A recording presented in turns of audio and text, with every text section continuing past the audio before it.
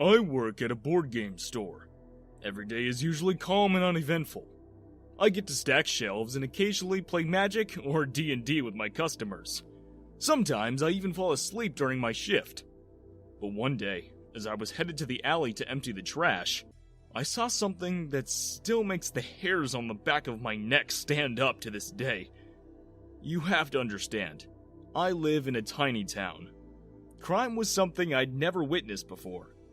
But that day, suddenly, there it was. A couple of guys had two girls locked in a tight grip. One of them trying to wrestle the girls' bags from them. The girls tried to kick and fight, but the guys were simply much larger than they were. I was so scared and so in shock that I felt my legs turn to jelly. I knew in my head I had to help. I had to do something. But my body wouldn't move.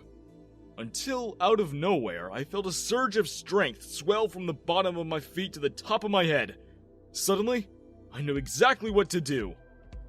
Hey there, I'm Denver. This is the story of my rise as a martial arts master. The change all started one afternoon as I was biking home from my job. I saw this guy rummaging around in the trash. He looked pale, thin, and worse for wear. So, I decided I'd see if I could help in any way. When I asked him that, he refused. That's a very kind offer, young man, but I'm doing well. You sure, Pops? I could get you a cup of coffee at least, or a sandwich. You look like you haven't eaten in a while. Thank you, son. I'm fine, I promise you. Take this, at least. I rummaged around in my bag for the brown paper bag that still had the apples I never managed to get to during lunch. The man, hesitant, took it and smiled at me. You're very kind, but I can't take this without giving you something in return. Here, take it. He handed me a pair of old but very nice sneakers. Now, I wasn't one to reject shoes, as I love getting sneakers. But it felt very wrong taking anything from a man who was clearly homeless. So I looked down at the shoes, thought about what to say as not to offend him, and then turned to say that it was a generous offer. Unfortunately, I must decline. But the man was gone. Disappeared. As if he had never even been there at all. I looked behind the dumpster, around the wide expanse of the street and the neighboring park, but the man had impossibly vanished into thin air. So I simply biked back home. Nothing out of the ordinary happened to me for the couple times I wore the sneaks in the following weeks. Until that faithful day when I witnessed two girls in danger. A sudden wind blew that kicked up the pile of newspapers in the alley, and then I felt that strange electricity that shot up through me, and in the blink of an eye my feet moved on their own. My hands flowed through the air without me even knowing. In my head, I could see someone else doing the very same movements. But in front of me, my hands mimicked the exact same sequence even though I knew it wasn't me. And with those moves, I was able to quickly disarm and neutralize the evil guys. Did I just suddenly learn martial arts? I was still reeling from the surreal feeling of seeing my entire body move without my instruction. But the girls were already all over me. They hugged me and thanked me as their attackers ran away in fear. And then I realized they were twins. Suddenly, memories came flooding back and I was back in grade school. Alia? Sansa? Wait, you know us? It's me! It's Denver! Remember the dork who cried when I heard you guys were moving away? Whoa! Dee? Is that really you? Oh wow! You've grown so much! You look so cute now! Well, you were cute back then too. Not to mention impressive! What were those moves? Those,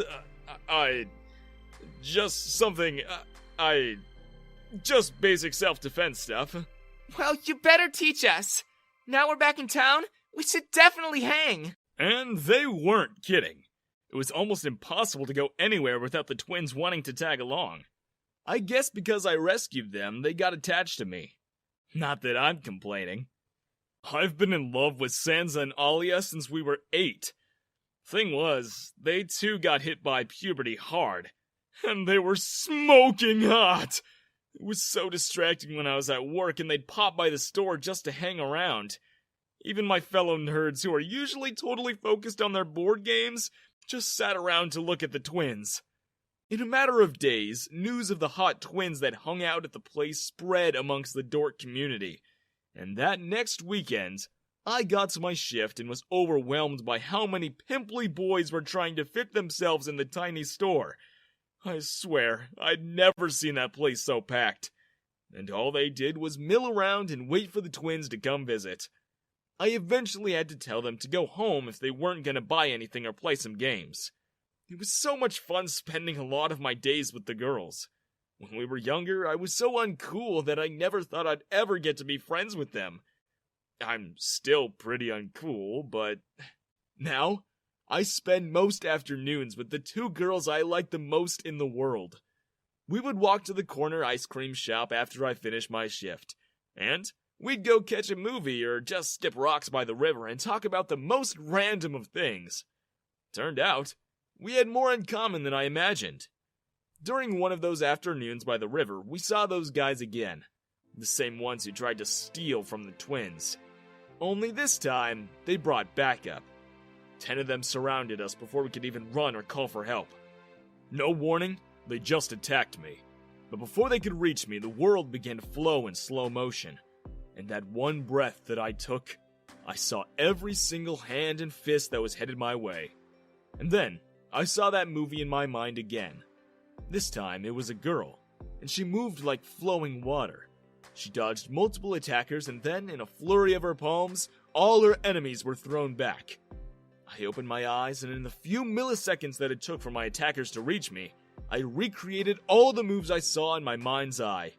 And the outcome was exactly as I saw that girl do. One by one, I parried their attacks, and with my open palm, I struck them, and they flew away like rag dolls. I picked up a stick and a broken umbrella that was lying by the riverbed, and with them, my body performed every single strike that the girl in my head did in real time. The gangsters who kept getting up and coming back at me were struck by the sticks that I somehow wielded as if I was some sort of dual-wielding Grand Master, until they all stayed down, begging for mercy. I never understood why they kept coming after Alia and Sansa, but then the girls explained that the gangsters were trying to kidnap them ever since they learned that the twins' family had gotten super rich.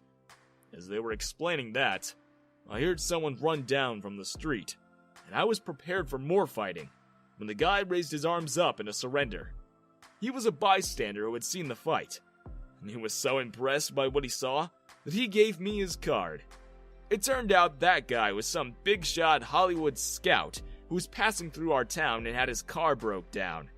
It was an insane coincidence that he caught me doing some fancy fight moves.